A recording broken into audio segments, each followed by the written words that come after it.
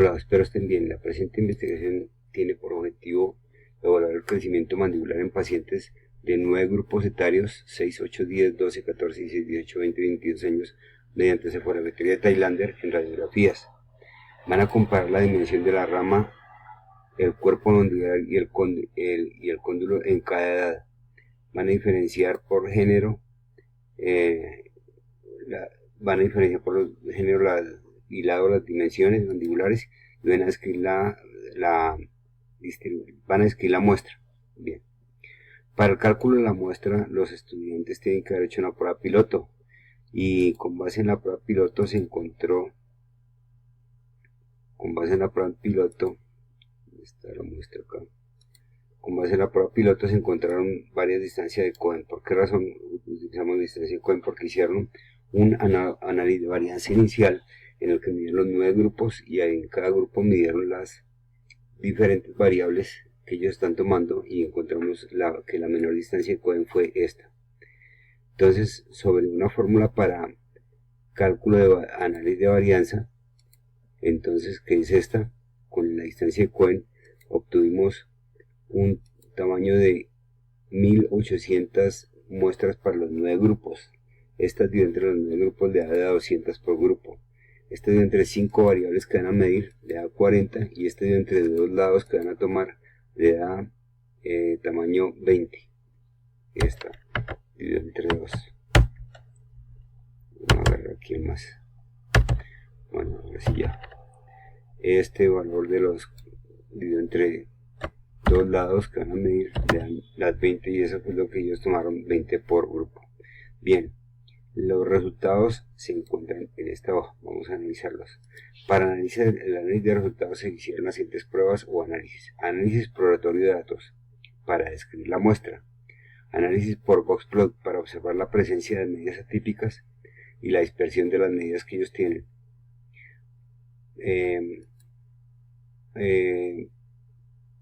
Error de muestreo de promedios móviles, porque se aplicaron diferentes pruebas de serie de tiempo o medidas de serie de tiempo para estimar el menor error y con base en ellas pues estudiar la evolución, que es uno de los objetivos que ellos quieren, evaluar el crecimiento, estudiar la evolución del crecimiento durante los diferentes años. La prueba de Graves para determinar la presencia de datos atípicos, porque si el boxplot les informó que datos atípicos, vamos a certificar que esos datos efectivamente están influyendo o no sobre el promedio. Para eso se hace la prueba de Graves. La prueba de Shapiro-Wilk para determinar si los datos son paramétricos o no, o es decir, tienen distribución normal o no. La prueba de Levin para comparar la varianza de los grupos dentro de cada grupo. ANOVA 3 vías para determinar los promedios por edad, sexo y las variables en estudio y sus interacciones para determinar si son iguales.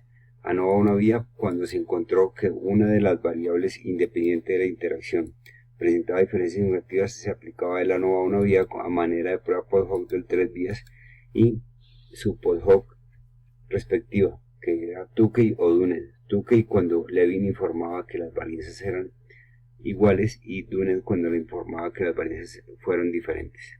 Bien, la muestra se describe tal cual está acá. Entonces ellos tienen 20 medidas por cada grupo, como tal cual se hizo para el cálculo de la muestra, para los 9 grupos, 20, y lo que pudieron obtener fueron 10 hombres y 10 mujeres para el grupo de 6 años,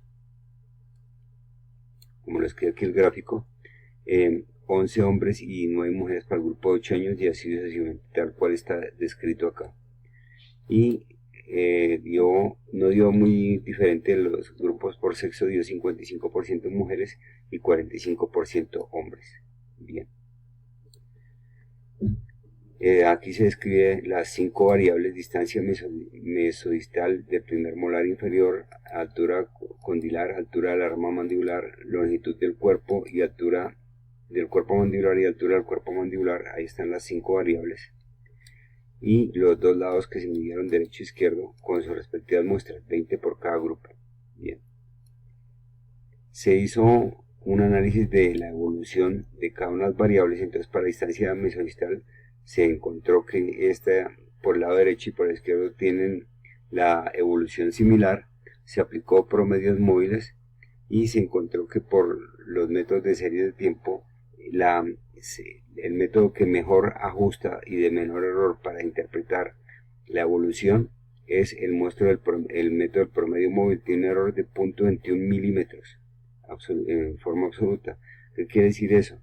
Que si la medida de distancia fue de 10.1 en el lado derecho, para un niño de 6 años, puedo tener un error absoluto de 0.21 milímetros, bastante pequeño. Bien, no es ni un milímetro, es el 20% de un milímetro. Bien, lo mismo se hizo para la evolución de crecimiento mandibular, y la medida con la que mejor se puede pronosticar, la serie de tiempo con la que mejor se puede pronosticar son los promedios móviles pesados, cuya medición de error fue de 1.23 milímetros. Pero es muy pequeño porque acá son medidas que arrancan más o menos en 14 milímetros y paran en 25 milímetros. Bien, igual se hizo para la longitud del cuerpo mandibular. El método que sirvió fue el método de Hall. El error fue de 1.49 milímetros. El de menor error para la evolución del crecimiento, del método que se utilizó también fue el de Hall, y el error mínimo encontrado entre todas las posibles series de tiempo fue de 3.16 milímetros, y es muy pequeño porque aquí las medidas van de 50 más o menos a 80 milímetros. Y finalmente, para ambas medidas, la altura del cuerpo mandibular tiene esta tendencia, y el método fue el que mejor forma presentó de tendencia, con un error de 2.0 milímetros, también muy pequeño porque las medidas van de 20 a 25 milímetros.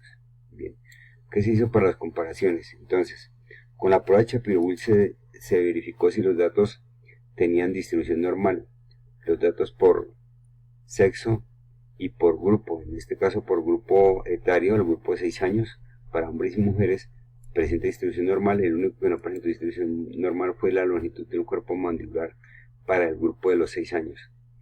La prueba de Graves mostró que no había datos atípicos o datos que influyeran sobre los promedios.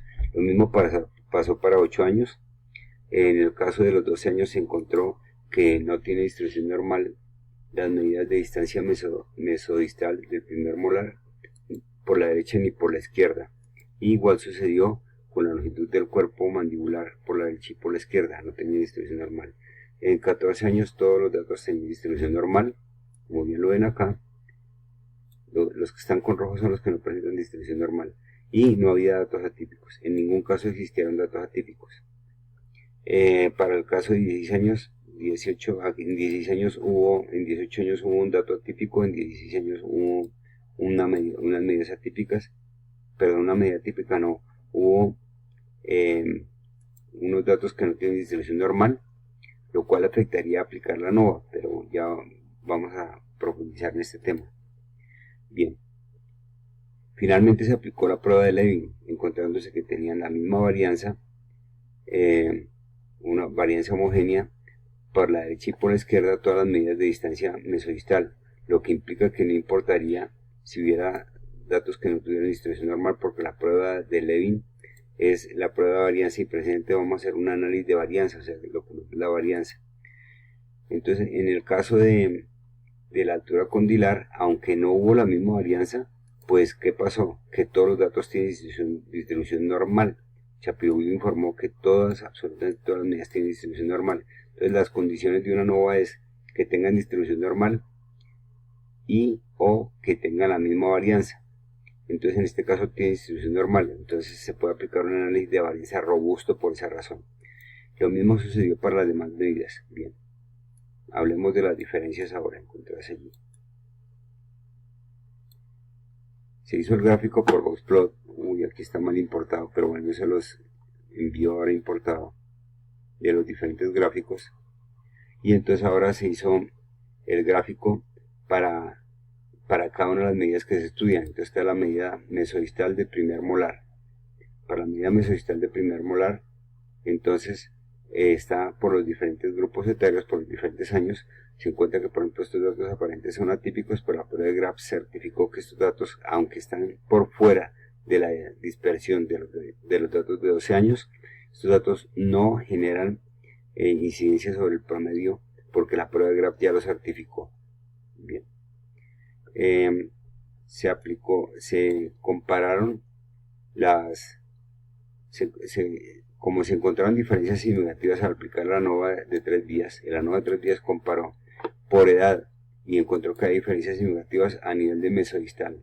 Por sexo encontró que no había diferencias significativas. Por mesodistal del primer molar inferior encontró que no había diferencias, y en general no encontró ninguna diferencia, solo la encontró a nivel de edad. Entonces la gráfica que se hizo aquí fue para edad. Entonces se hizo una ANOVA de una vía para comparar todos los grupos de edad, en todos los grupos de edad, las medidas mesodistales, y se encontró que las diferencias por Tukey, porque como tenían la misma varianza, se encontró que las diferencias correspondían a el grupo A. Las letras diferentes, aquí está el valor B, las letras diferentes implican diferencia significativa. Y se encontró que el grupo de 6 años, aquí hay una A, aquí hay una A, ya el valor se lo envío a ustedes. De nuevo, agreguémoslo ahí de una vez. Agregar punto.